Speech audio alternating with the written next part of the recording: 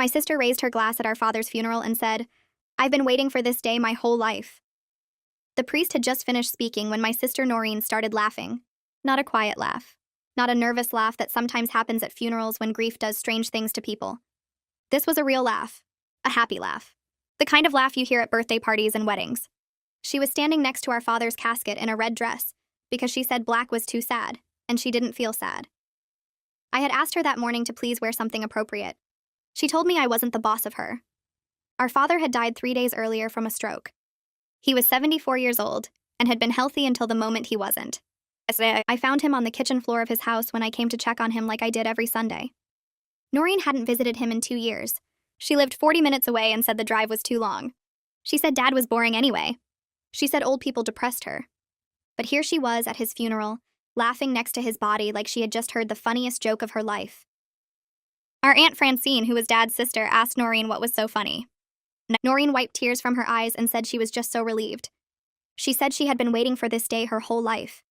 She said now she could finally get what she deserved. Aunt Francine looked at me with horror on her face. I shook my head because I didn't have an explanation. Noreen had always been difficult, but this was something else entirely. After the service, we went to the lawyer's office for the reading of the will. Our father had been a careful man who planned everything in advance. He had told me years ago that his will was updated and clear, and there would be no confusion when the time came. I believed him because Dad was not a man who left loose ends. The lawyer, whose name was Mr. Feldman, opened the folder and started reading. He explained that our father's estate consisted of his house, which was paid off and worth around $300,000. His savings, which totaled about $80,000. His car, which was old but functional. And a storage unit that contained furniture and personal items. Noreen was leaning forward in her chair with her eyes bright like a child waiting to open presents on Christmas morning. Mr. Feldman continued reading. Our father had left everything to me. The house, the savings, the car, the storage unit, everything. Noreen's name was mentioned once. She was to receive our grandmother's china set, which was in the storage unit. That was it. A set of dishes. Noreen didn't move. She sat there frozen while Mr. Feldman finished reading and asked if we had any questions. Then she exploded. She stood up so fast her chair fell over. She said this was wrong. She said there had to be a mistake. She said our father would never cut her out like this. She said I must have manipulated him. She said I must have poisoned him against her. She demanded to see proof that this was the real will. Mr.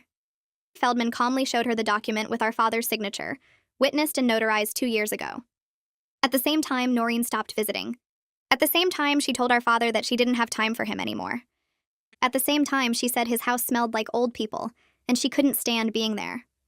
Our father had changed his will after that conversation. Mr. Feldman said there was also a letter. He said our father had written something to explain his decision. He handed me an envelope with my name on it. I opened it and read it out loud because Noreen was screaming that she had a right to know what it said. The letter was short. It said that our father loved both his daughters, but love and inheritance were different things. It said I had been there for him every week for the past 15 years. It said I had driven him to doctor's appointments, helped him with his bills, and sat with him when he was lonely. It said Noreen had told him 2 years ago that she was just waiting for him to die so she could have his money. She had said it to his face during an argument about why she never visited. She probably didn't remember saying it. But he remembered. He wrote that he was giving his estate to the daughter who wanted him, and not the daughter who wanted his money. Noreen grabbed the letter from my hands and read it again like the words would change if she stared at them hard enough. Then she tore it up. Mr. Feldman pressed a button on his desk phone and asked his assistant to call building security. Noreen was still holding the torn pieces of Dad's letter in her hands. She looked at them like she couldn't believe what she had just done. Then she looked at me and her face changed from shocked to angry. She started screaming that I was a manipulator. She said I had isolated Dad from his real family. She said I had spent 15 years poisoning him against her. She called me a conniving snake who pretended to care about an old man just to steal his money. I sat frozen in my chair. My hands were shaking. I wanted to defend myself, but no words would come out. Mr. Feldman stood up and walked around his desk. He positioned himself between Noreen and me. He told her in a calm voice that destroying the letter changed nothing. He said he had copies in his files. He said the original was also on file with the court. Noreen threw the torn pieces at him. They scattered across his desk and onto the floor. She said she didn't care about copies. She said the will was fake. She said I had forged Dad's signature. She said Dad would never do this to her. A security guard appeared in the doorway. He was a large man in a dark uniform. Mr. Feldman asked him to escort Noreen from the building. The guard stepped forward. Noreen backed away from him. She said she wasn't leaving until she got answers. She said she had a right to be there. Mr. Feldman explained that she had received the information from the will reading, and now she needed to leave. He said if she refused, he would call the police. Noreen looked at me again. Her eyes were red and wet. For a second, I thought she might cry. But instead, she screamed that I hadn't heard the last of this. She said she was getting a lawyer. She said she would prove Dad wasn't in his right mind when he changed the will. She said everyone would know what I had done. Tony had been sitting quietly in the corner during all of this. He stood up and touched Noreen's arm. He said they should go. Noreen jerked away from him. She told him not to touch her. She told him he was supposed to be on her side. Tony looked embarrassed. His face was red. He glanced at me and mouthed the words, "I'm sorry." Then he followed Noreen toward the door. She stopped in the doorway and pointed at me. She said this wasn't over. She said I would pay for what I had done. Then she was gone. The security guard waited a moment to make sure she was really leaving. Then he nodded at Mr. Feldman and left too. The office was suddenly very quiet. Mr. Feldman sat back down at his desk. He picked up the torn pieces of the letter and put them in a folder. He asked if I was okay. I nodded, but I wasn't sure if that was true. My chest felt tight. My hands were still shaking. Mr. Feldman said will contests were common in cases like this. He said people often got emotional when inheritance didn't match their expectations. He said this particular case had very clear documentation in my favor. He explained that Dad's will was properly witnessed and notarized. He said the letter explaining Dad's reasoning was dated and signed. He said there was a clear timeline showing that Dad changed his will 2 years ago when he was obviously healthy and competent. Mr. Feldman told me that Noreen would have a hard time proving undue influence or lack of capacity. He said I should expect her to hire a lawyer and file a formal contest. He said I would need legal representation too. He gave me the names of 3 attorneys who handled estate disputes. I took the paper he handed me, but I couldn't focus on the words. Everything felt unreal. 3 hours ago, I had been at my father's funeral. Now I was sitting in a lawyer's office being accused of manipulating and stealing from him. Mr. Feldman walked me to the elevator. He said to call him if I had any questions. He said not to worry too much because the case was strongly in my favor. The elevator doors closed and I was alone. I drove to my apartment without really paying attention to the road. I kept seeing Noreen's face when Mr. Feldman read the will. I kept hearing her voice calling me a snake. I parked in my usual spot and sat in the car for 10 minutes. I didn't want to go inside. I didn't want to be alone with my thoughts. I pulled out my phone and called Fiona. She was my best friend since college. She answered on the second ring. I asked if she could come over. She heard something in my voice because she didn't ask questions. She just said she would be there in 20 minutes with wine and food. I went inside and sat on my couch. I stared at the wall. I thought about Dad lying in his casket in his good suit. I thought about how I would never see him again. And I thought about how Noreen had laughed at his funeral. The knock on my door came exactly 20 minutes later. Fiona had Chinese takeout and 2 bottles of wine. She took one look at my face and pulled me into a hug. I started crying. I couldn't stop. She led me to the couch and sat next to me. She didn't say anything. She just held my hand while I cried. When I finally calmed down enough to talk, I told her everything. I told her about the will reading. I told her about Dad's letter. I told her about Noreen tearing it up and screaming at me. I told her about the accusations and the threats. Fiona listened without interrupting. When I finished, she poured wine into 2 glasses. She handed me one and said Noreen was out of her mind. She said I had spent every Sunday with Dad for 15 years. She said I had driven him to doctor appointments and helped him pay his bills. She said I had sat with him when he was lonely. She said Noreen couldn't be bothered to drive 40 minutes to visit. She said of course Dad left me the estate. She said I earned it by being a good daughter. I drank my wine and felt a little bit better. Fiona opened the containers of food. We ate sitting on my couch. She told me funny stories about her kids to distract me. It worked for a little while. That night I couldn't sleep. I lay in bed staring at the ceiling. I kept thinking about Noreen's face when she heard the will. She had looked genuinely shocked, like she really believed Dad would leave her half of everything, like she thought her absence for 2 years wouldn't matter. Part of me felt good that Dad had recognized my care and loyalty. He had seen that I showed up week after week. He had valued that. He had made sure I would be taken care of. But another part of me felt sick. Money and possessions were destroying what was left of our family. We had just buried our father. We should have been grieving together. We should have been supporting each other. Instead, we were fighting over his house and his savings. Instead, Noreen was accusing me of manipulation and theft. I thought about when we were kids. Noreen and I used to be close. We shared a room until she was 12. We played together in the backyard. We told each other secrets. I couldn't remember when things changed between us. There was no single moment, just a slow growing apart. Different friends, different interests, different values. By the time we were adults, we barely spoke except at family gatherings. And even those became less frequent after she got married. I rolled over and looked at my clock. It was 3 a.m. I had to work tomorrow. I closed my eyes and tried to think about something else. Anything else. But Noreen's voice kept echoing in my head. You're a conniving snake. You isolated him.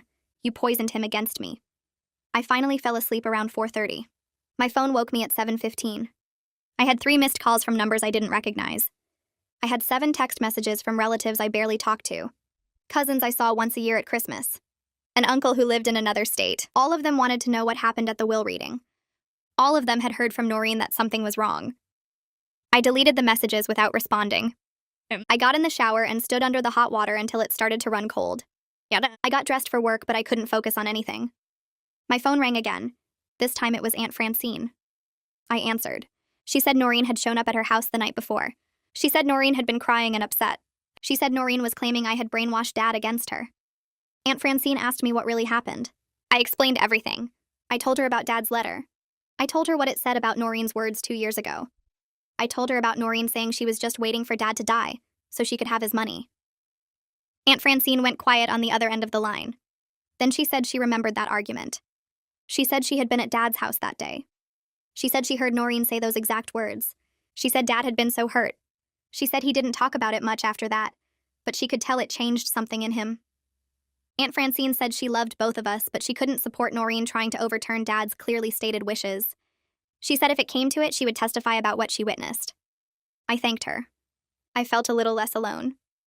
At least someone understood. At least someone knew I wasn't lying or manipulating the situation.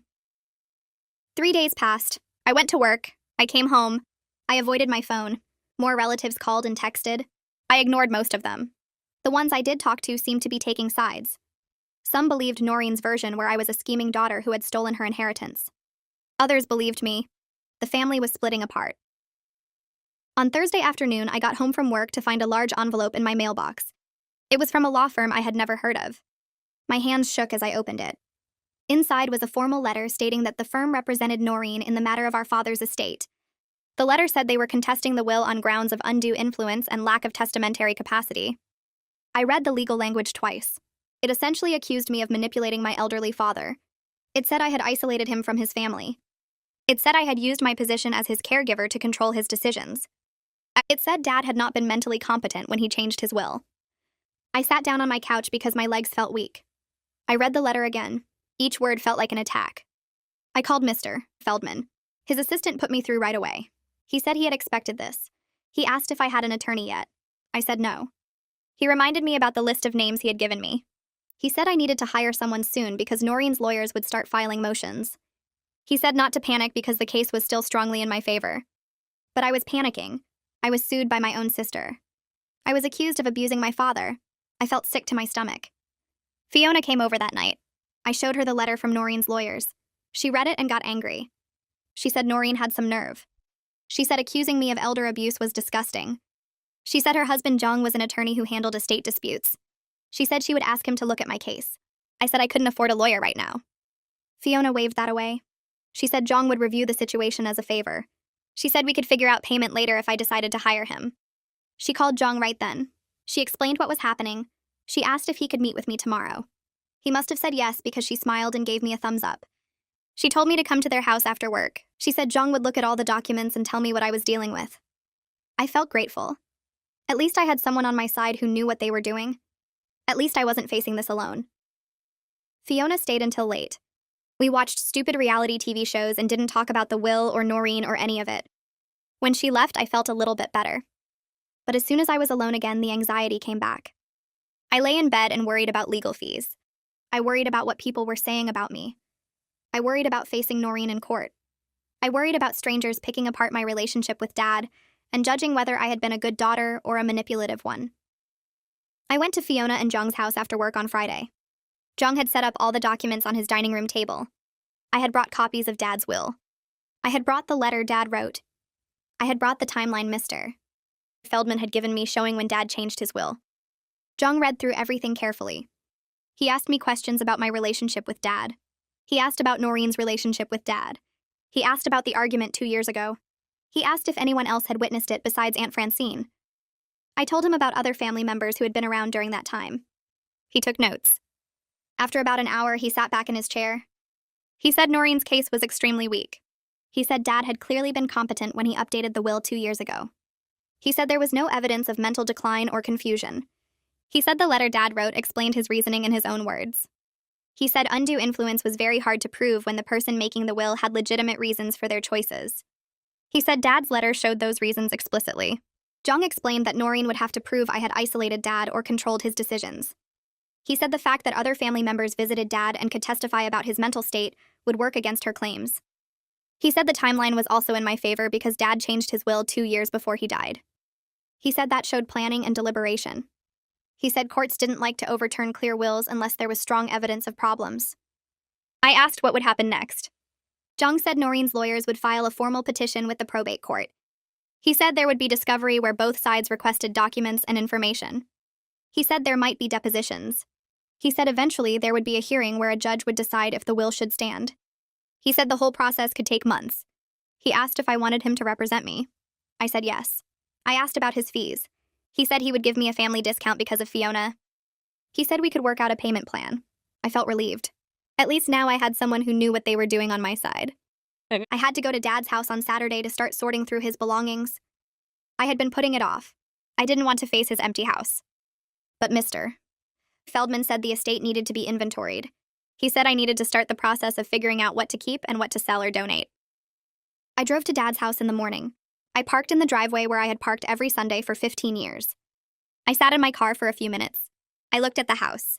It was a small ranch style with blue siding. Dad had lived there for 30 years. He had raised Noreen and me in that house. I got out of the car and walked to the front door. I used my key. The house smelled like Dad, like his coffee and his aftershave and the wood polish he used on the furniture. Everything was exactly how he had left it. His reading glasses on the side table, his newspaper folded on the couch, his coffee mug in the sink from the morning of his stroke. I walked through the rooms slowly. The living room where we used to watch TV together. The kitchen where he taught me to make his mother's soup recipe. His bedroom where I had found him that last Sunday. I sat down on his couch. The same couch where I had sat every week while we talked about his doctor appointments and his garden and what was happening in the neighborhood. I started crying. I cried harder than I had at the funeral. I cried because Dad was gone. I cried because I would never sit on this couch with him again. I cried because I would give back every penny of the inheritance to have him here. I cried because Noreen was making this about money when we should be grieving together. I cried until I had no tears left. Then I got up and started going through Dad's things. Aunt Francine showed up around noon. She knocked on the door and came in carrying 2 sandwiches and bottles of water. She said she knew I wouldn't be taking care of myself. She said she wanted to check on me. We sat at Dad's kitchen table and ate lunch. She asked how I was holding up. I told her the truth. I said I was overwhelmed. I said I was angry at Noreen. I said I was sad about Dad. I said I felt guilty for being angry when I should just be sad. Aunt Francine patted my hand. She said all my feelings were normal. She said grief was complicated. She said family conflict made it even more complicated. She told me that she had talked to other family members about the argument 2 years ago. She said several people remembered Noreen saying horrible things to Dad. She said one cousin remembered Noreen calling Dad a burden. She said another aunt remembered Noreen complaining that Dad expected too much from his children. Aunt Francine said she loved both Noreen and me. She said we were both her nieces. But she said she couldn't support Noreen trying to overturn Dad's clearly stated wishes. She said if it came to testifying, she would tell the truth about what she witnessed. She said other family members felt the same way. I felt better knowing I had support. Aunt Francine helped me start sorting through Dad's closet. We packed his clothes in boxes to donate. We found old photos in his dresser drawers. We found cards and letters I had sent him over the years. He had kept all of them. Aunt Francine left around 3. She hugged me and told me to call if I needed anything. I kept working until it got dark. Then I locked up the house and drove home. On Sunday morning, I got a thick package from Noreen's lawyers. Inside were discovery requests. They wanted 15 years of my financial records. They wanted my phone logs. They wanted documentation of every interaction I had with Dad. They wanted copies of every check I had written him or he had written me. They wanted my calendar entries. They wanted statements from my bank accounts. The list went on for pages. I called Jong even though it was Sunday. He said this was normal. He said it was a fishing expedition. He said Noreen's lawyers were trying to find any evidence of undue influence. He said they were looking for large financial transactions or suspicious patterns. He said they probably wouldn't find anything, but we had to respond to the requests. He said it would take time to gather everything. I spent the rest of Sunday and all of Monday evening going through my files. I printed bank statements going back 15 years. I found old calendars where I had marked my Sunday visits to Dad. I found receipts for groceries I had bought for him when he couldn't get to the store. I found paperwork from the times I had driven him to the hospital or to specialist appointments. I made copies of everything. I put it all in folders organized by year. It felt invasive. It felt insulting. These lawyers were going through my private financial information looking for evidence that I was a bad person. Looking for proof that I had manipulated my father. But Jung said we had to cooperate. He said the discovery process went both ways. He said we would be requesting information from Noreen too. He said we would ask for evidence of her visits to Dad. He said we would ask for phone records showing how often she called him. He said we would ask for any financial support she provided. He said when we showed the contrast between my involvement and her absence, it would strengthen our case. I finished organizing the documents late Monday night. I had stacks of paper showing 15 years of being a good daughter, 15 years of showing up, 15 years of caring. I hoped it would be enough. 2 weeks passed in a blur of paperwork and sleepless nights. My phone rang on a Tuesday afternoon while I was sorting through more of Dad's documents. The number wasn't saved in my contacts, but the area code was local. I answered and heard a young voice that sounded nervous and uncertain. She said her name was Maya and she was Noreen's daughter. I hadn't seen Maya since she was maybe 6 years old at a family barbecue where Noreen had left early because she said the bugs were annoying her. Maya said she knew her mom was really mad at me, but she wanted to call anyway. She said she was sorry about Grandpa dying. Her voice cracked a little when she said it. I told her thank you and asked how she was doing. Maya said she was okay, but she felt weird about everything happening. She said she wished she had known Grandpa better. She said her mom always told her he was boring and there was no point visiting him because old people just sat around and didn't do anything interesting. I felt a sharp pain in my chest hearing that. I told Maya that Grandpa wasn't boring at all. I told her he loved gardening and he could identify every bird that came to his feeder. And I told her he made the best pancakes and he knew every constellation in the sky. Maya was quiet for a moment and then she said she didn't know any of that. We talked for another 20 minutes about Dad and what he was like. Maya asked questions about his hobbies and his favorite foods and what made him laugh. I answered everything honestly and tried not to cry while I talked about him. Before we hung up, Maya said she was glad she called and asked if it would be okay to talk again sometime. I said yes, of course, and gave her my number to save.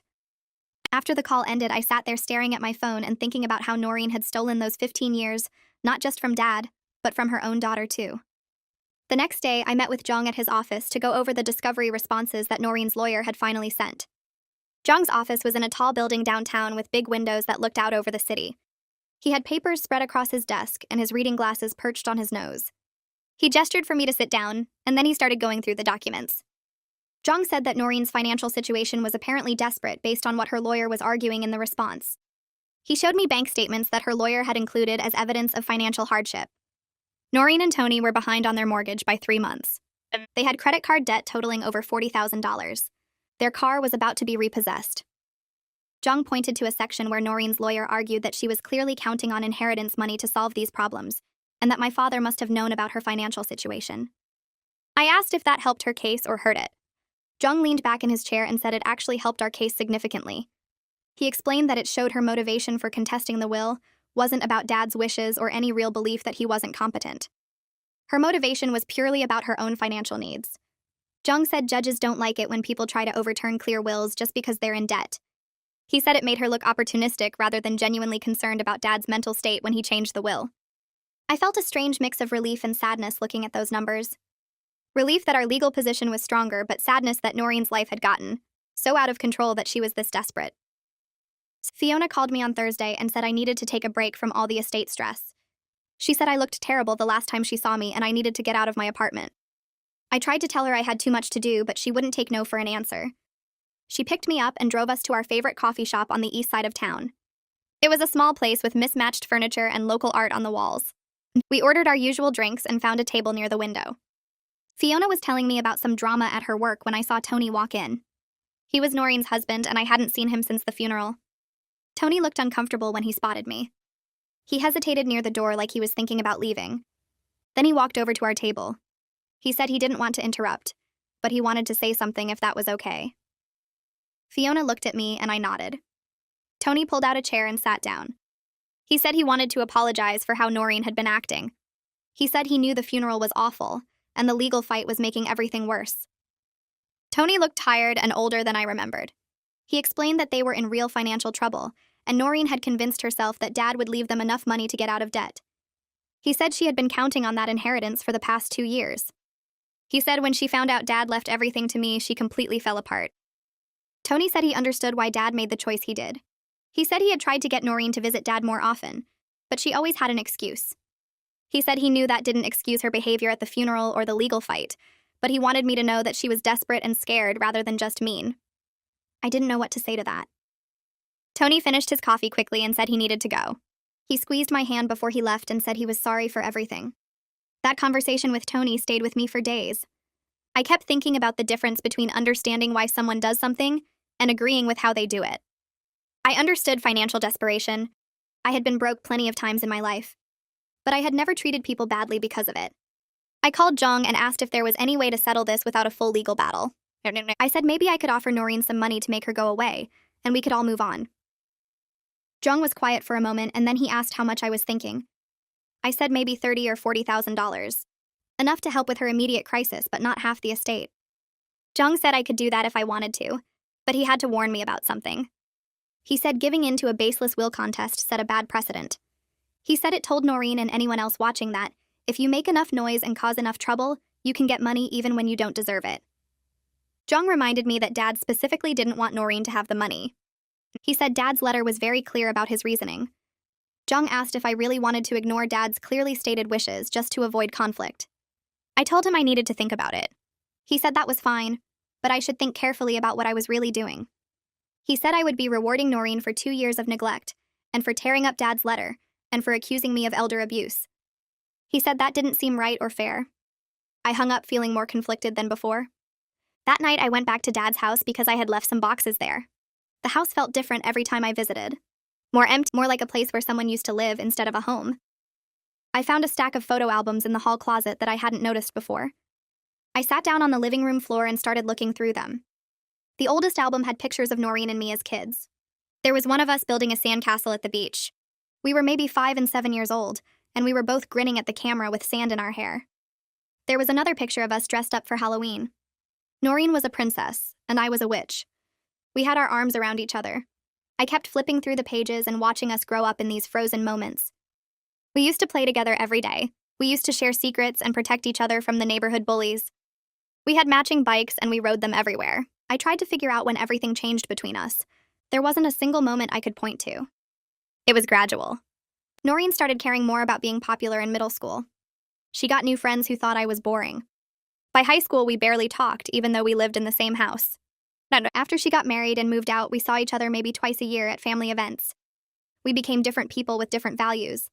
I wanted stability, and she wanted excitement. I showed up for family, and she showed up for herself.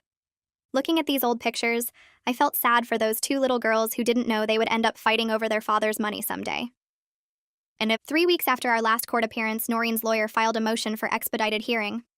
Jung called me to explain what that meant. He said Noreen's lawyer was claiming financial hardship and asking the judge to move up the trial date because they couldn't wait 4 months.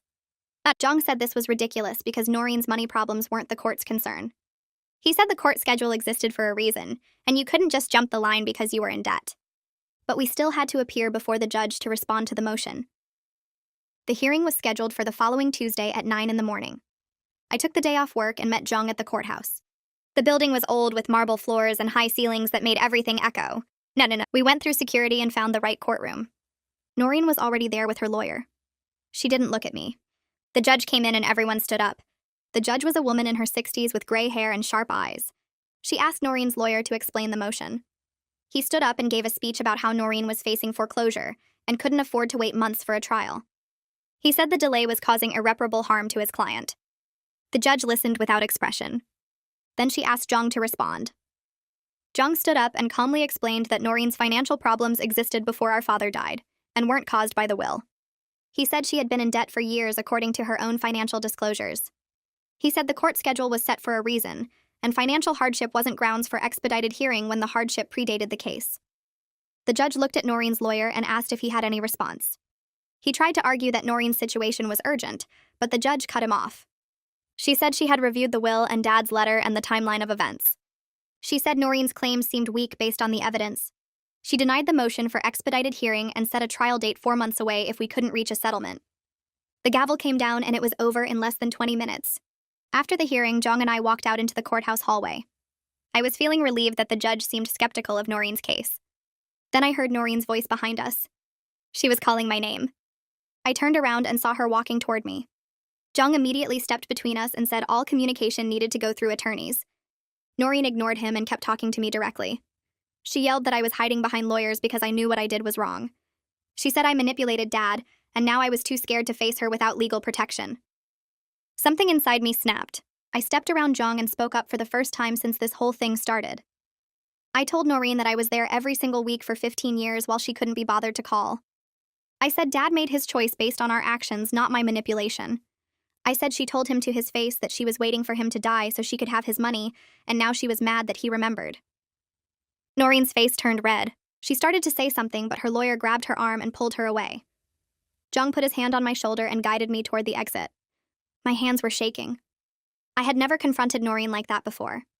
I had always been the peacekeeper who avoided conflict. But something about her blaming me for her own choices made me angry enough to finally push back. That confrontation left me shaking and upset for days afterward. I couldn't sleep. I couldn't focus at work. I kept replaying the moment in the courthouse hallway over and over in my head. I hated conflict. I had spent my whole life trying to keep peace in the family. I never wanted to fight with my sister over our father's money. This wasn't how things were supposed to go. So Fiona came over one evening and found me sitting on my couch staring at nothing. She made me tea and sat down next to me. She said I looked terrible and asked what was wrong. I told her about the confrontation and how awful it made me feel. Fiona listened, and then she said something that hit me hard. She reminded me that I didn't start this fight. She said Noreen started it by laughing at Dad's funeral and contesting a clear will and accusing me of elder abuse.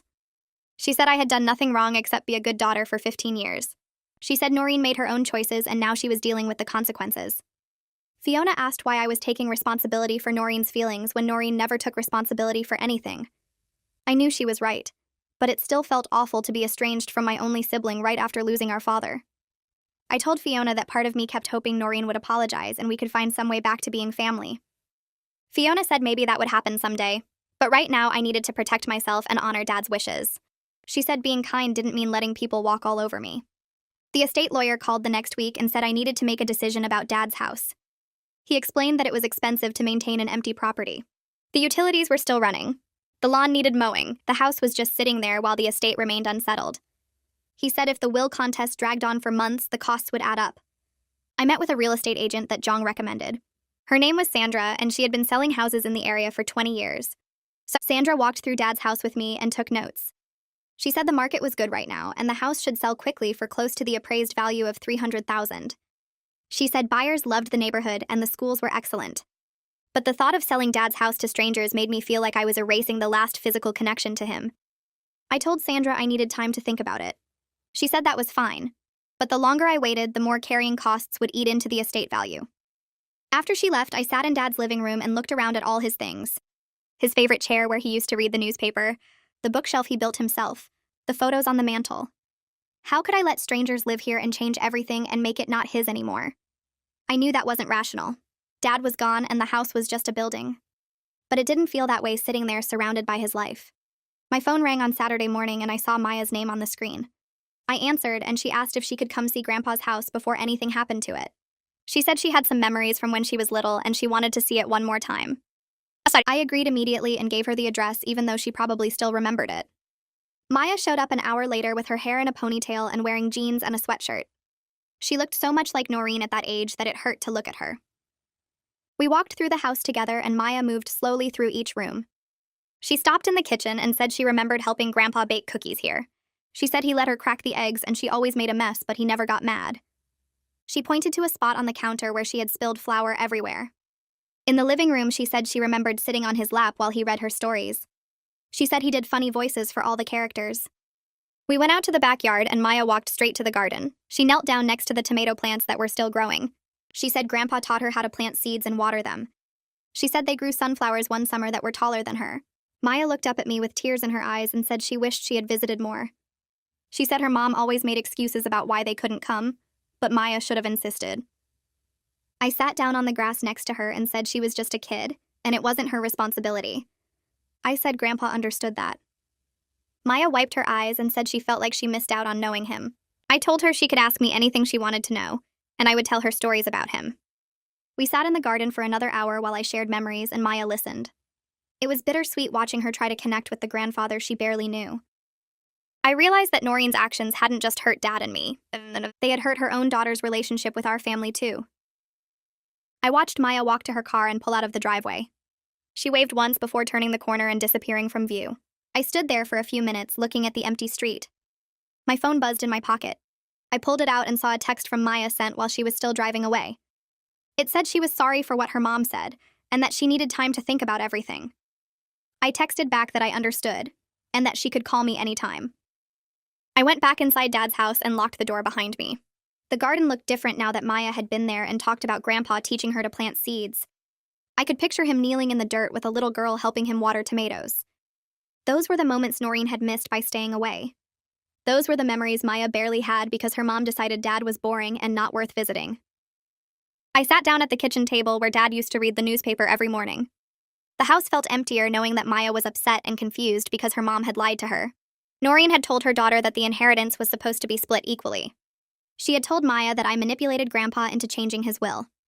None of that was true, but Maya had believed it because why wouldn't she trust her own mother?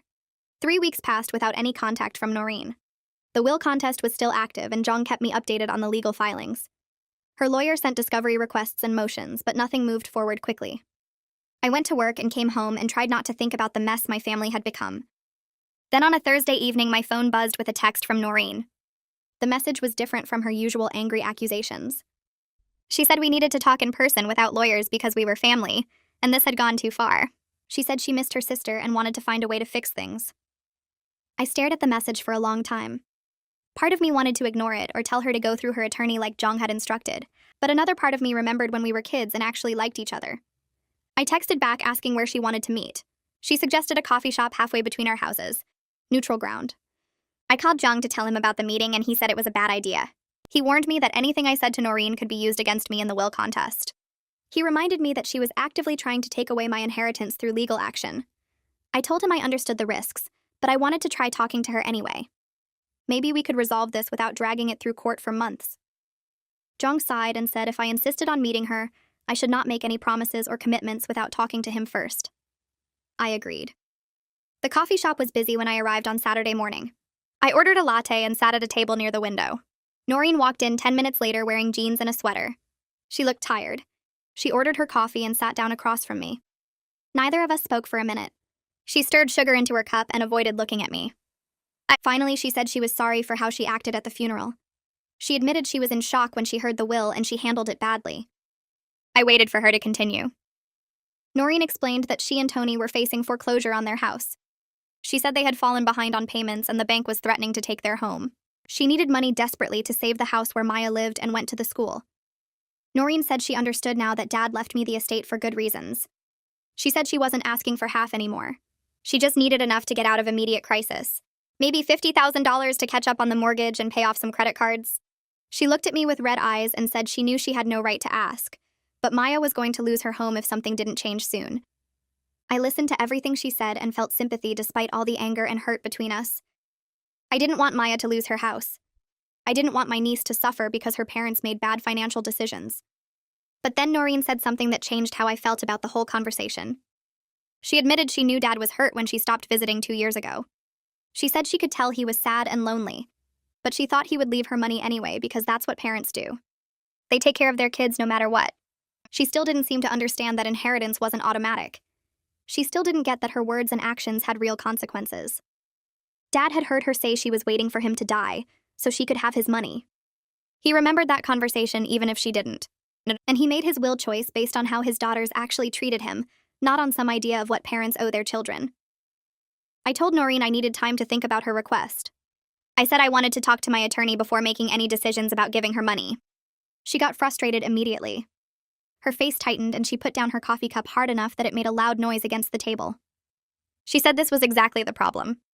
I had become cold and legalistic when we used to be sisters who helped each other. She said the old me would have just given her the money without lawyers and legal advice. I felt my own anger rising. I pointed out that she didn't help Dad when he needed her.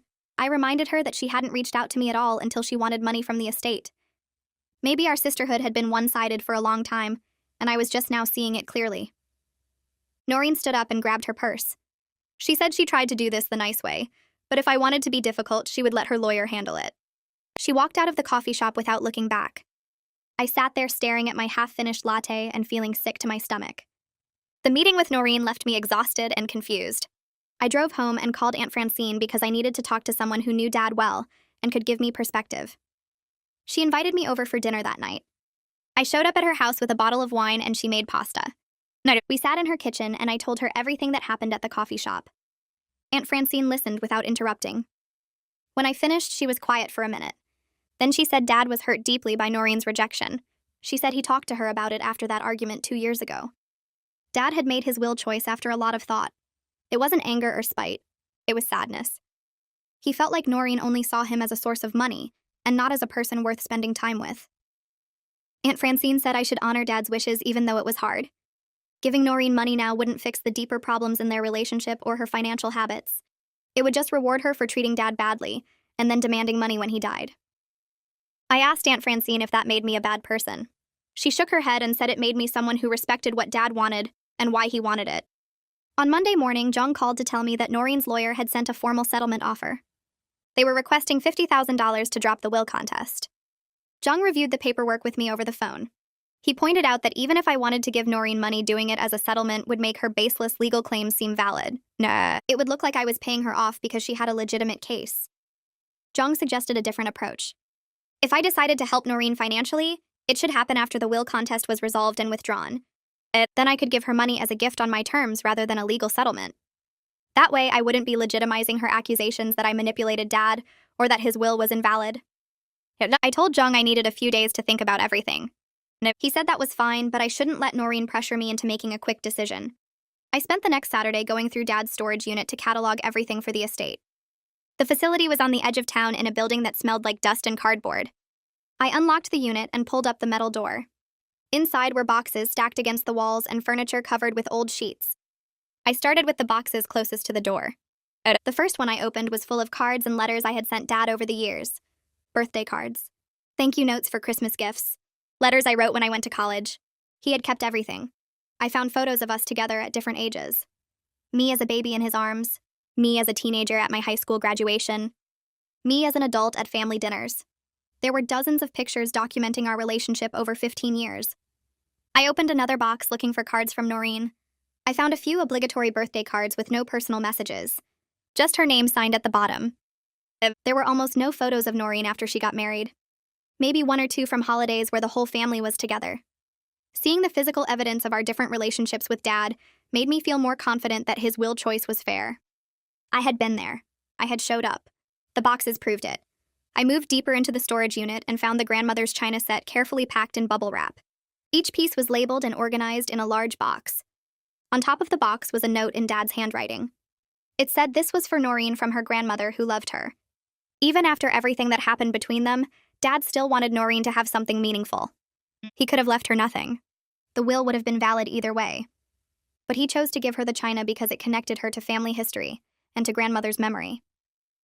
I took photos of the china and the note with my phone. I knew Noreen would probably claim I was keeping it from her, even though I had no intention of doing that. I wanted documentation showing that I found it, and that Dad's note was clear about who should receive it. My phone buzzed while I was still at the storage unit. It was a text from Maya asking if we could talk because she was confused about everything happening with her mom and the will. I texted back suggesting lunch the next day. She agreed, and we made plans to meet at a restaurant near her school. I finished cataloging the storage unit and drove home. The next day, I met Maya at the restaurant. She was already sitting in a booth when I arrived. I ordered a sandwich and she ordered a salad. We made small talk about her classes and her friends for a few minutes. Then Maya said she needed to ask me some questions about Grandpa and the will. She said her mom told her one version of events, but after visiting Grandpa's house and talking to me, she wasn't sure what to believe anymore. I told Maya I would answer her questions honestly, but I would try not to trash talk her mom because that wasn't fair to her. Maya asked why Grandpa left everything to me. I explained about the 15 years of Sunday visits and doctor appointments and helping with bills. I told her about the argument 2 years ago where her mom said she was waiting for Grandpa to die so she could have his money. Maya's face went pale. She asked if that was really true. I showed her a photo on my phone of Dad's letter that he wrote explaining his will choice. Maya read it carefully. She asked why her mom lied and said the inheritance was supposed to be split equally. I said I didn't know why her mom said that. Maybe she believed it should have been split equally, even though Dad decided otherwise. Maya looked angry and hurt. She admitted she was mad at her mom for not visiting Grandpa and for lying about why he changed his will. She said this whole family conflict was making her feel stressed and sad all the time. I reached across the table and squeezed her hand. I told her none of this was her fault, and she didn't have to take sides or fix anything. Maya nodded, but she still looked upset when we left the restaurant. I drove home from the restaurant and felt my phone buzz before I even got inside my apartment. It was Noreen calling. I stared at her name on the screen and my stomach twisted because I knew Maya must have told her about our lunch. I answered and Noreen started yelling before I could say hello. She said Maya came home upset and told her everything we talked about. She said I had no right to meet with her daughter behind her back. She said I was trying to turn Maya against her and poison her mind with lies about the will. I let her yell for a minute because I knew she needed to get it out. Then I told her that Maya asked to meet with me, and I wasn't going to lie to her when she had questions.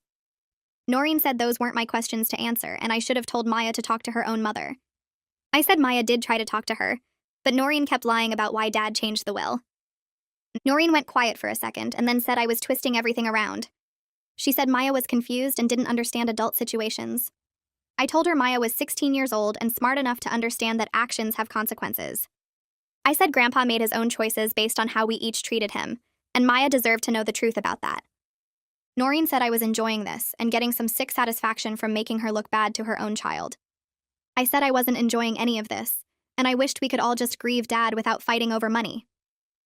Noreen hung up on me without saying goodbye. The stress from the legal fight started catching up to me over the next few weeks. I wasn't sleeping well because every time I closed my eyes, I thought about the next court filing or the next angry phone call from Noreen. I would lie awake at 3 a.m. going over everything in my head and wondering if there was something I could have done differently. My boss noticed I was distracted at work and making small mistakes I normally wouldn't make. I told her I was dealing with family stuff and she was understanding, but I could tell she was worried about my performance. I lost weight because I wasn't eating properly, and I had constant headaches from the stress. Fiona came over one night with takeout and found me sitting on my couch staring at nothing. She sat down next to me and said I needed to talk to someone professional because this was too much to handle alone. I told her I was fine and I just needed to get through the legal process. Fiona said I wasn't fine and she could see this was destroying me from the inside. She said there was no shame in getting help, and actually it was the smart thing to do. I resisted because I felt like I should be strong enough to handle this on my own. I had dealt with Dad's care for 15 years and managed everything without falling apart, so why couldn't I handle this? But Fiona pointed out that caring for Dad was something I chose and wanted to do, while this legal battle was something being forced on me by Noreen's anger and greed. She said those were two completely different situations, and I needed to stop judging myself so harshly.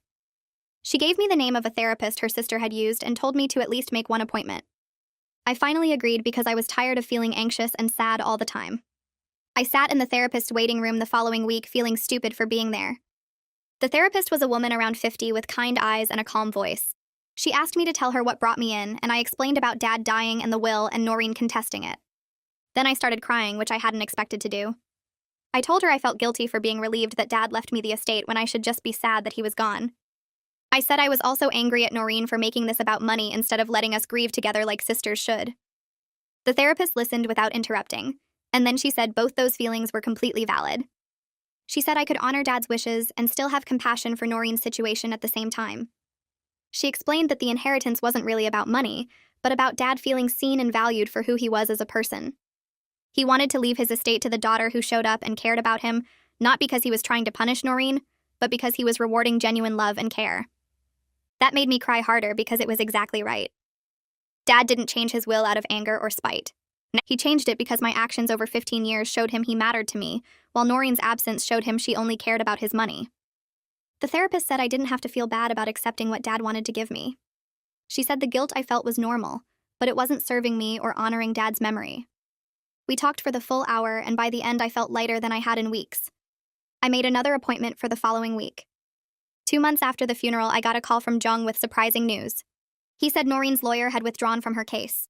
I asked why, and Jung explained that he heard through legal channels that she couldn't pay the retainer fee for going to trial.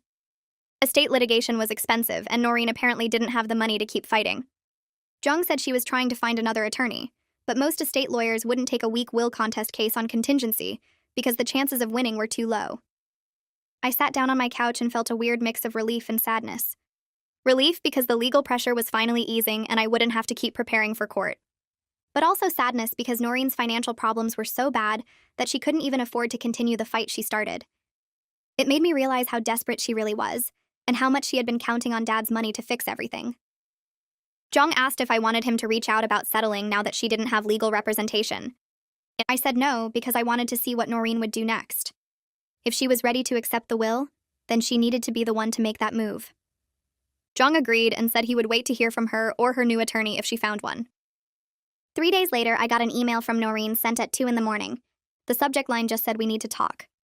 I opened it and found a long message that was part apology and part explanation for everything that happened over the years. Noreen wrote that she was jealous of my close relationship with Dad and always felt like the disappointing daughter who could never measure up to me. She said I was the responsible one and the good one, and she was the screw-up who made bad choices. She wrote that being around Dad reminded her of all her failures and made her feel worse about herself. So she stayed away because it was easier than facing those feelings. Then she convinced herself that Dad didn't really care if she visited or not, and that made it okay to stop coming around. She said she knew that was wrong now, and she should have tried harder to maintain a relationship with him. Noreen admitted she said terrible things to Dad during that argument 2 years ago about waiting for him to die. She said she was angry and stressed about money, and she took it out on him in the worst possible way. She wrote that she didn't blame him for changing the will after that, and she understood why he left everything to me. But she also said she was scared and desperate because they were about to lose their house and she didn't know what else to do. The email ended with her saying she was sorry for how she acted at the funeral and for contesting the will and for all the pain she caused. I read Noreen's email 3 times trying to understand how I felt about it. Part of me was angry because her apology felt like it came only after she couldn't afford to keep fighting. But another part of me finally understood that our different relationships with Dad came from different places of pain and insecurity, not just selfishness on her part. Noreen had spent years feeling like she wasn't good enough, and that pushed her away from Dad while I had spent years feeling needed, and that pulled me closer to him. Neither of us had it completely right or completely wrong. I spent 2 days thinking about how to respond. Then I wrote back acknowledging her feelings but also explaining how much her absence hurt Dad. I told her about the times he would ask if she was coming to visit, and then try to hide his disappointment when I said she was busy. I wrote about how hard it was to watch him hope for a relationship with her that she didn't seem to want. I said I understood she had her own struggles, but Dad had feelings too, and he deserved better than being ignored for 2 years. I ended the email by saying I was willing to talk about moving forward, but she needed to officially withdraw the will contest first. I told her that had to happen before we could have any real conversation about rebuilding our relationship. I hit send before I could second-guess myself. Noreen took 2 weeks to respond, and I started to think she wouldn't reply at all. Then I got a short email from her saying she agreed to withdraw the contest and accept Dad's will as written. She didn't apologize for the legal fight or explain why it took her so long to respond. She just said she was done fighting and wanted to move on. It wasn't the warm reconciliation email I might have hoped for, but it was a step toward resolution. I forwarded the email to Jung, and he said he would file the paperwork to officially close the case. He called me later that day to confirm everything was submitted to the court. For the first time since the funeral, I felt like I could breathe without waiting for the next legal bomb to drop. The constant anxiety that had been sitting in my chest for months started to ease. I went for a walk that evening and actually enjoyed it instead of spending the whole time worrying about what Noreen would do next.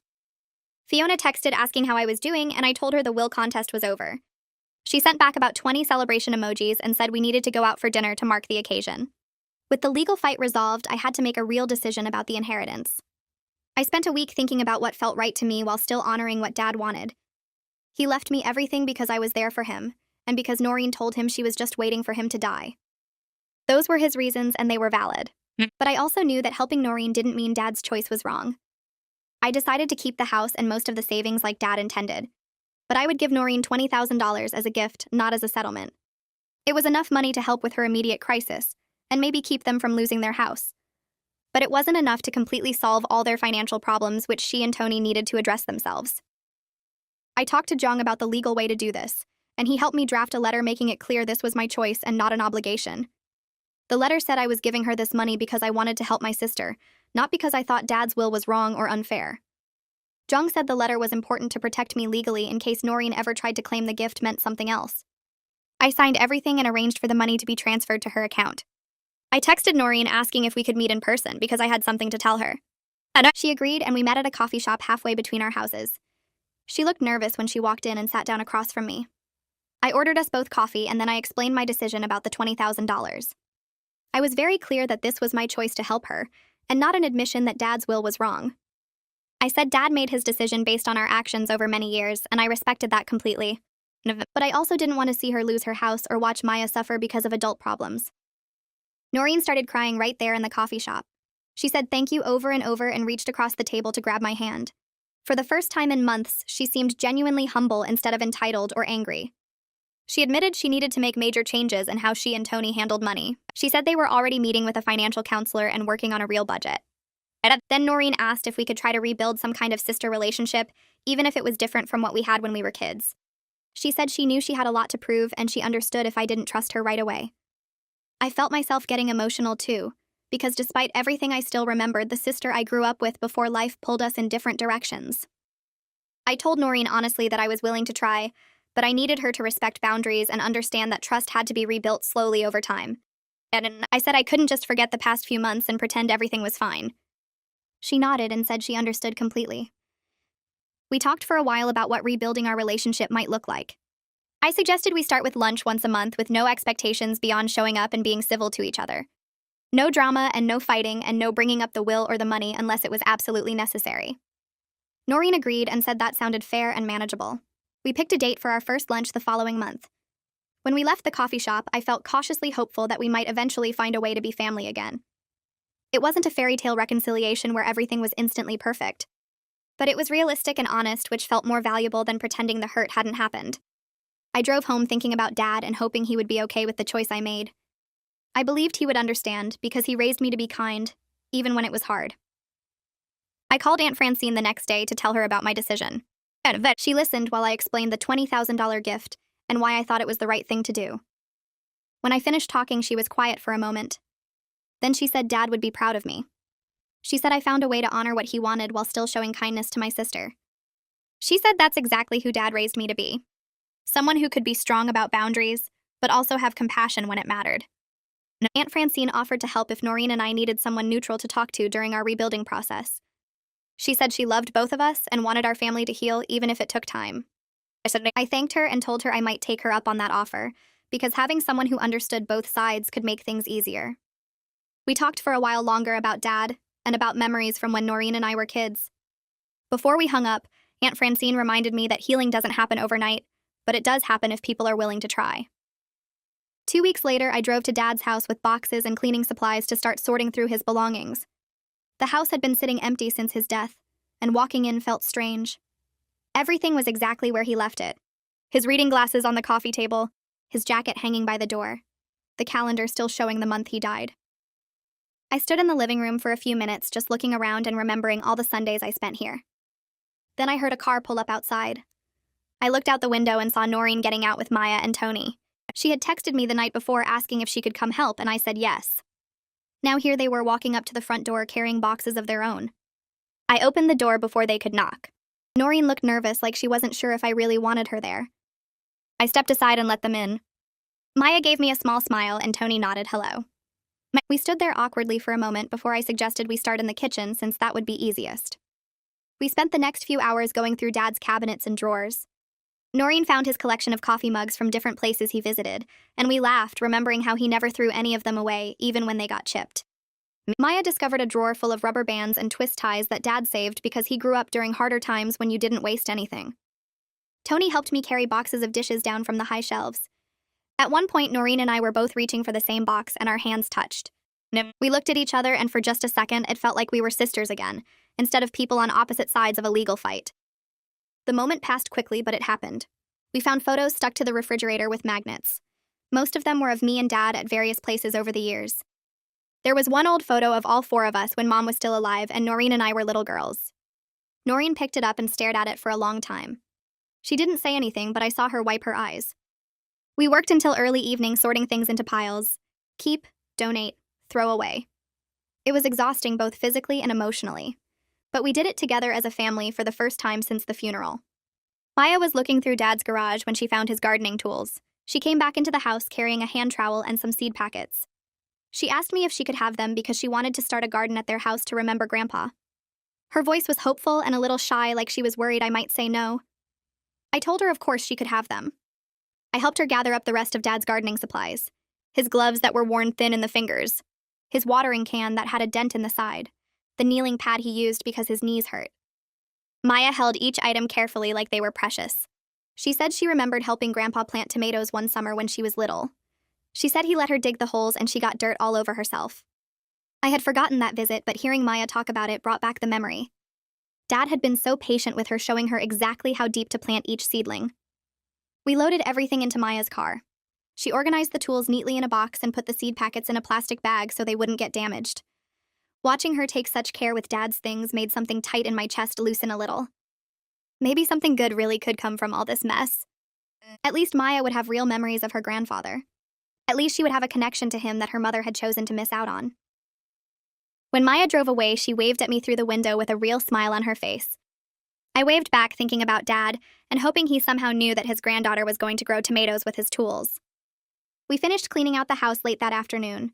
The donation pile was huge and the trash pile was even bigger. I had saved several boxes of personal items for myself. Photos and papers and small things that reminded me of Dad. The last thing left was the grandmother's china set from the storage unit. I had brought it to the house earlier in the week. The china was packed in a wooden crate with each piece wrapped in newspaper. I asked Noreen to sit down at the kitchen table. Then I carried the crate over and set it in front of her. She looked confused at first. Then she realized what it was. I told her this was hers from the will, and I was giving it to her exactly like Dad wanted. Noreen started unwrapping the pieces one by one. Each plate and cup and saucer came out of the newspaper carefully. Her hands were shaking a little. When she got to the bottom of the crate, she found an envelope. Inside was a note from Dad written in his careful handwriting. The note said the china had belonged to our grandmother, who loved Noreen very much. It said grandmother always hoped Noreen would use the china for special family dinners someday. Noreen read the note twice, and then she started crying for real. Not angry crying or frustrated crying, but sad crying. She said she thought I might keep the china just to hurt her. She said she wouldn't have blamed me if I had. I told her I would never do that.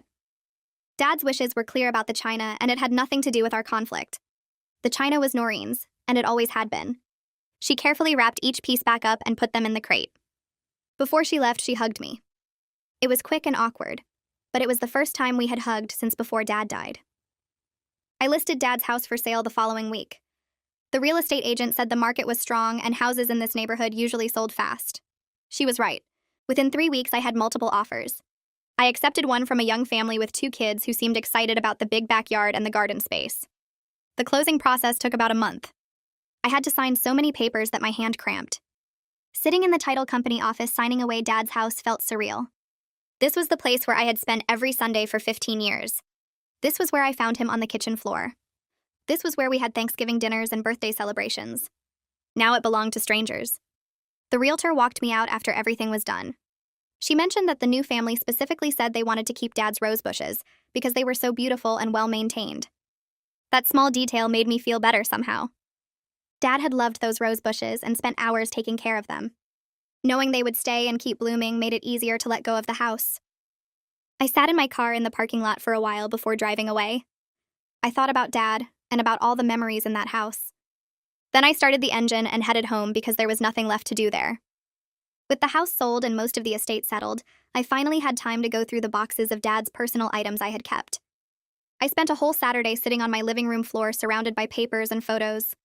I found old tax returns and insurance policies. I found birthday cards I had given him over the years. I found a folder of newspaper clippings about local events he thought were interesting. Then I found a small leather journal tucked in the bottom of one box. I opened it and saw Dad's handwriting filling the pages. He had been keeping a journal during the last few years of his life. I started reading and couldn't stop. He wrote about his weekly visits with me. He wrote about how much those Sundays meant to him. He wrote about feeling lonely sometimes, but also feeling loved because I showed up every week without fail. He wrote about teaching me to make his mother's soup recipe and how proud he was that I wanted to learn. He wrote about going to doctor's appointments and how grateful he was that I always came with him. Reading his words about feeling cared for made me cry. But it also made me feel good in a way I hadn't expected. The time I spent with Dad mattered. Not because of the inheritance, not because of any reward, but because it made him feel loved during the last years of his life. That was worth more than any amount of money. Our next lunch happened at the same restaurant we went to the first time. Noreen was already there when I walked in. She had ordered water for both of us and was playing with her napkin when I sat down. We ordered food and made small talk about Maya's soccer team and the weather. Then Noreen put down her menu and looked at me. She said she wanted to talk about something that had been bothering her. She said she needed to tell me about that argument with Dad 2 years ago, the one that made him change his will. I told her she didn't have to talk about it if she didn't want to. She shook her head and said she needed to say it out loud because she had never apologized to Dad, and now she couldn't. Noreen explained that she and Tony were already having money problems back then. They were behind on bills and fighting about money constantly. She had gone to see Dad hoping he might offer to help without her having to ask. But Dad started talking about his own bills and his doctor appointments and how lonely he was. Noreen said she just snapped. She told him she didn't have time to listen to him complain when she had real problems. She said old people had nothing to worry about because they were retired and just waiting around anyway. She told Dad that she was tired of pretending to care about his boring life when she was struggling to keep her own family afloat. Then she said the thing that Dad put in his letter. She said she was just waiting for him to die so she could get her inheritance and fix her life. Noreen was crying now. She said Dad's face went completely blank when she said that. He told her to leave and she did. She never went back. She never called to apologize. She convinced herself that Dad would get over it and that family meant he would forgive her eventually. But he didn't get over it. He changed his will instead. I didn't know what to say at first. Part of me was angry hearing her describe how cruel she had been to Dad. But another part of me understood that she was in pain back then and took it out on the wrong person. I told her that what she said was horrible and unfair. I told her Dad didn't deserve to be treated like a burden when all he wanted was to spend time with his daughter. Noreen nodded and wiped her eyes. She said she knew that now. She said she thought about it every day and wished she could take it back. I told her that Dad loved her anyway. That's why he still left her the china set. He could have left her nothing, but he didn't.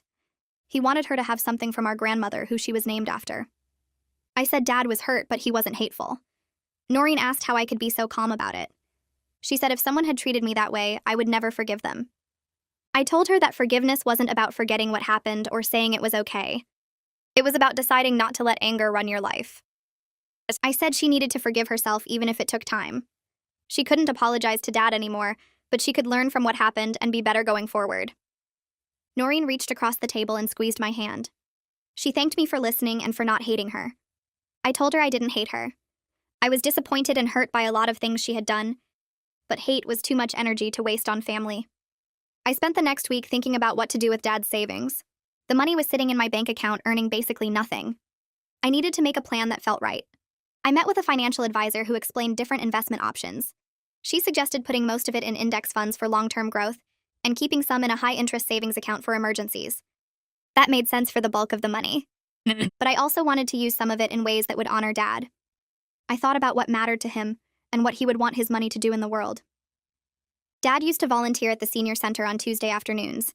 He would help with their computer classes and play cards with the other volunteers. He loved that place and the people there. I called the senior center and asked about making a donation. The director was excited and told me they were trying to update their computer lab, but didn't have the budget. I donated $5,000 specifically for new computers and software. They said they would put a plaque on the wall acknowledging Dad's volunteer work and the donation made in his memory. That felt good. I also remembered that Dad never went to college, but he always said education was important. He used to read the newspaper every morning and watch documentaries about history and science. He valued learning even though he didn't have much formal education himself. I researched scholarship programs at the local community college and found out I could set up a small scholarship fund with $10,000. The fund would give one student each year a $1,000 scholarship to help with tuition and books. I named it after Dad and specified that it should go to older students who were going back to the school later in life. People like Dad who valued education, but maybe didn't get the chance when they were young. The community college sent me paperwork to fill out and said the first scholarship would be awarded next fall. I imagined Dad reading about the scholarship recipient in the local paper and feeling proud that his money was helping someone learn. The rest of the savings I invested like the advisor suggested. Some in stock index funds, some in bonds, some in a high-yield savings account that I could access if I needed it. It wasn't exciting, but it was smart. Dad had been careful with money his whole life, and I wanted to respect that by not blowing through what he left me. Using the inheritance to honor his values felt more meaningful than just spending it on myself. I could have bought a new car or taken a fancy vacation, but Dad wouldn't have done those things. He would have been practical and thoughtful. He would have helped others and planned for the future. That's what I was trying to do with his money. Maya called me on a Wednesday evening and asked if she could come over to talk. She said she had a school project and needed my help. I told her to come by after dinner. She showed up with a notebook and her phone ready to record. Maya explained that her history class was doing a project on family stories. Each student had to interview a relative about their family history and what they learned from older generations. She wanted to interview me about Grandpa. I made us tea and we sat at my kitchen table. Maya turned on her phone recorder and started asking questions. She asked what Grandpa was like when I was growing up. I told her he was quiet but kind. He wasn't the type to give big speeches or show a lot of emotion, but he showed love through actions. He made sure we had what we needed. He showed up to the school events even when he was tired from work. He taught me practical things like how to change a tire and balance a checkbook. Maya wrote notes while I talked. She asked what the most important thing was that I learned from him. I thought about it for a minute. I told her that Grandpa taught me that showing up matters. He taught me that being reliable and keeping your promises is how you show people you care. Anyone can say they love you, but love is also about being there when it's hard or boring or inconvenient. Maya asked if Grandpa ever talked about his own parents or his childhood. I told her what I remembered. Grandpa's parents had immigrated here when he was a baby. They worked hard and didn't have much money. Grandpa grew up poor, but he never complained about it. He said his parents did their best and that was enough. He carried that attitude into his own life. He didn't expect things to be easy or fair. He just did what needed to be done. Maya asked about Grandpa's relationship with her mom. I paused because I didn't want to trash talk Noreen, but I also wanted to be honest. I told Maya that Grandpa loved her mom very much, but sometimes people grow apart even when they love each other. I said Grandpa was sad that Noreen didn't visit, but he understood that people make their own choices. Maya looked down at her notebook. She said she wished she had known Grandpa better. She said her mom used to say he was boring and there was no point visiting him. But now Maya realized her mom was wrong. Grandpa wasn't boring. He just lived a quiet life and valued different things than her mom did. I told Maya that it wasn't too late to know him. I said I would share more stories with her over time. I had boxes of Dad's things, including photos and letters. Maya could look through them and learn about who he really was. She smiled and said she would like that. We talked for another hour. Maya asked about Grandpa's favorite foods and hobbies. She asked what made him laugh and what made him angry. I told her everything I could remember. By the end of the interview, Maya had pages of notes and her phone was full of recorded stories. She hugged me before she left and thanked me for helping with her project. I told her she could call me anytime she wanted to talk about Grandpa or anything else.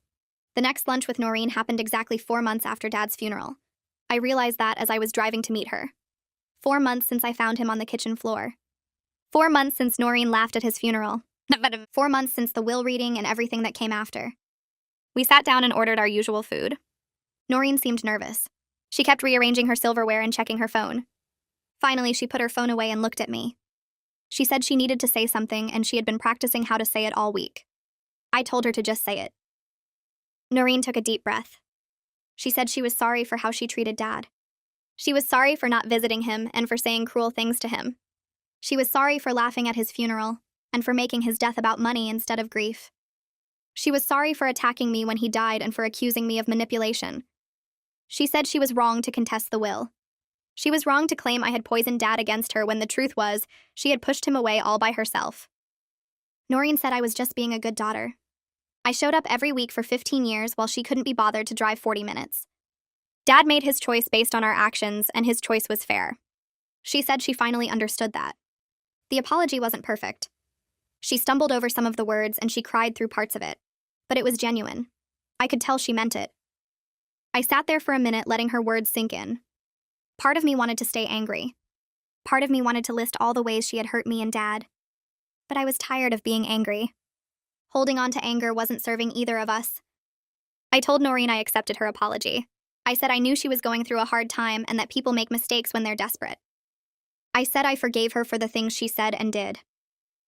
Noreen started crying harder. She said she didn't deserve my forgiveness. I told her that forgiveness wasn't about deserving it. It was about deciding to move forward instead of staying stuck in the past. But I also told Noreen that our relationship going forward would be different from what it was before. I said I forgave her, but that didn't mean everything went back to normal. Trust had been broken, and it would take time to rebuild. I told her I wasn't going to be the one who always reached out or tried to fix things between us. If she wanted to be part of my life, she needed to show up consistently. No. Not just when she needed something or when it was convenient. Actually show up and put in effort. Noreen nodded and said she understood. She said she knew she had a lot to prove. She said trust is earned through actions over time and not just words. She promised she would keep showing up to our monthly lunches. She promised she would call me sometimes just to check in. She promised she would make an effort to be a real sister instead of someone who only appeared when there was a crisis or money involved. I told her I appreciated that and I hoped she meant it. I said I was willing to give her a chance, but I also needed her to respect my boundaries. If I needed space or if something she did bothered me, I would tell her. And I needed her to listen instead of getting defensive. Noreen agreed. She said she was working on being better at listening and not making everything about her own feelings. We finished our lunch and split the bill like we always did. When we left the restaurant, Noreen hugged me. It lasted longer than our usual hugs. She whispered thank you in my ear before letting go. 2 weeks later, Aunt Francine called and asked if I would come to dinner at her house. She said she was inviting Noreen too and wanted us both there. Nah. It would be the first time we were at a family gathering together since the funeral. I almost said no because I wasn't sure I was ready. But Aunt Francine said it was important to her. She said family needed to be together sometimes, even when things were complicated. I agreed to come. The dinner was on a Saturday evening. I got there a little early and helped Aunt Francine set the table. Noreen arrived right on time with Tony and Maya. We all said hello, and it was awkward at first. Nobody knew quite what to say or how to act. No. Aunt Francine broke the tension by putting us all to work. She had Tony carve the roast. She had Maya make the salad. She had Noreen and me work together to mash the potatoes. Working side by side in the kitchen with Noreen felt strange. We used to cook together all the time when we were younger. We had a rhythm where I would peel and she would chop. We fell back into that rhythm without talking about it. Once the food was ready, we all sat down at Aunt Francine's big dining table. She said grace and thanked God for family and for second chances. We passed the food around and started eating. The conversation was careful at first. We talked about safe topics like Maya's school and Tony's job and Aunt Francine's garden. But slowly, it got more natural. Noreen told a funny story about something that happened at her work. Maya talked about her history project and how much she learned about Grandpa from interviewing me. Tony mentioned that they had met with a financial counselor and were making progress on their debt. By the end of dinner, we were all talking and even laughing a little. It wasn't perfect. There were still moments of tension and silence, but it was mostly pleasant. I realized we were slowly building a new normal, a version of family where we could be in the same room without drama or anger, where we could share a meal and talk about regular things. Maya looked happy. I caught her smiling while she watched her mom and me talking. She had been caught in the middle of our conflict and it clearly bothered her. Seeing us get along even a little bit seemed to relieve her. After dinner, Noreen helped me wash dishes while everyone else had coffee in the living room. She thanked me for coming. She said she knew it was hard and she appreciated that I was trying. I told her I was trying because of Maya and Aunt Francine. They deserved to have family gatherings that weren't full of fighting and tension. Noreen said she was trying for the same reasons. We finished the dishes and joined everyone else. I left feeling cautiously hopeful. Maybe we really could find a way to be family again, even if it looked different from before. The following week, I met with Jung to make the final legal filings to close Dad's estate completely. Everything had been settled. The house was sold. The will contest was withdrawn. All the assets were distributed according to Dad's wishes. Jung prepared the final documents and I signed them at his office. He congratulated me on navigating a difficult situation with grace and strength. Jung said he had handled a lot of will contests over the years, and many of them destroyed families permanently. Siblings who stopped speaking, children who cut off their parents, relatives who spent years in bitter legal battles that cost more in lawyer fees than the estate was worth. He said it was rare to see people find a way to move forward like Noreen and I had. I told him it wasn't easy and it wasn't perfect. Our relationship would never be what it was before. But we found a way to be in each other's lives without constant conflict. Jung said that was all anyone could ask for. He said doing the right thing sometimes means standing firm on boundaries. I had honored Dad's wishes and protected the inheritance he meant for me. But I also showed compassion when I could, and left the door open for reconciliation. That took strength. I thanked Jung for all his help. I told him I couldn't have gotten through the legal battle without his guidance. He had helped me understand that I didn't have to give in to pressure just to keep the peace. Sometimes peace comes from standing your ground and letting other people adjust. We shook hands, and I left his office with the final estate documents in my bag. Dad's estate was officially closed. Everything was done. I walk past Dad's house sometimes, even though someone else lives there now. The new family keeps the rose bushes trimmed and the lawn looks good. I don't stop or knock on the door, but I drive by when I'm in the neighborhood, and it makes me feel like Dad's still connected to this place somehow. The inheritance money sits in my bank account, and I've been careful with it just like Dad would want. I paid off my car and put most of the rest in investments that will grow slowly over time. I kept enough to feel secure and to know I can handle emergencies without panic. That security feels like Dad's arms around me even though he's gone. Sometimes I take out the photos I saved from his house and look at them when I'm having a hard day. There's one of him in his garden holding tomatoes he grew himself and smiling because he was proud of how big they got that year. I tell him about my life now, like he can hear me, and maybe he can, or maybe talking to his photo just helps me feel less alone. 6 months feels like forever, and also like yesterday. The sharp pain of losing him has faded into something softer that I carry with me instead of something that knocks me down. I can think about Dad without crying every time now, and I can remember the good parts without the grief swallowing everything else. Noreen and I have lunch next week, and I'm not dreading it, which feels like progress. We're building something new that's not the same as what we had before, but it's real, and it's ours. Noreen calls me on Tuesday and asks if we can meet somewhere quiet because she wants to talk about something important. My stomach drops because I immediately think she's going to ask for more money or bring up the will again. But her voice sounds different, calmer, less angry. I agree to meet her at a park near where we grew up because it's neutral ground and there are benches where we can sit. When I get there, she's already waiting with 2 coffees from the place we used to go to as teenagers. She hands me one and we walk toward the old playground that's been updated since we played here, but still has the same basic layout. We sit on a bench and don't talk for a minute because neither of us knows how to start this conversation. Finally, Noreen says she's been thinking a lot about our family and about how different our experiences were growing up in the same house with the same parents. I wait because I can tell she has more to say. She explains that she always felt like I was Dad's favorite because I was responsible and easy, and I did everything right. She says she felt like the disappointment who could never measure up no matter what she did. I listen without interrupting because this is the most honest Noreen has been with me in years. She says that feeling like the less loved daughter made her angry, and she took that anger out on Dad by staying away and convincing herself he didn't care if she visited or not. It's my turn to talk, so I tell her how lonely it was being the responsible one who always had to take care of things. I explain that I didn't get to be messy or make mistakes because someone had to be reliable, and that someone was always me. I tell her that Dad loved both of us, but he showed love through needing people, and I was the one who let myself be needed while she pulled away. Noreen nods and says she understands that now, but she didn't see it that way before. We sit quietly for a while watching kids play on the swings. Then she says something that surprises me. She says she's not mad about the will anymore because she realizes Dad was right to give the estate to me. She says I earned it by showing up and she didn't, and that's just the truth even if it hurts. I tell her that neither of us had it completely right or completely wrong about our family. We both saw Dad through our own lenses shaped by our own insecurities and needs. She agrees and says maybe that's true for all families, and nobody gets the full picture of anyone else. We finish our coffee and hug before we leave, and it feels different from our awkward hugs at previous lunches. This one feels real. Aunt Francine hosts Thanksgiving dinner and invites both Noreen and me along with Tony and Maya. I almost say no because holidays are hard without Dad, and being around family makes his absence more obvious. But Maya texts me asking if I'm coming and saying she hopes I will, so I agree to go. When I arrive, Noreen is already there helping Aunt Francine in the kitchen. She waves at me and smiles, and it looks genuine instead of forced. Tony shakes my hand and thanks me again for helping them when they needed it. Maya hugs me and shows me photos of her garden, which has grown bigger since the last time she sent pictures. The tomatoes from Dad's seeds did really well, and she's planning to expand the garden next spring. We all sit down to eat, and Aunt Francine asks if anyone wants to say grace. There's an awkward silence because we're all thinking about Dad, who used to say grace at every family meal. Then Noreen speaks up. She says she'd like to propose a toast instead, if that's okay. Everyone picks up their glasses and waits. Noreen looks at me and her eyes are wet, but she's not crying. She says she wants to toast Dad and thank me publicly for being the daughter who was there for him when he needed someone. She says I gave him 15 years of Sundays and doctor's appointments and companionship, and that meant everything. She says she wishes she had been there too, but she wasn't, and she has to live with that. I feel tears running down my face because I didn't expect this. Noreen raises her glass higher and everyone else follows. I raise mine too, even though my hand is shaking.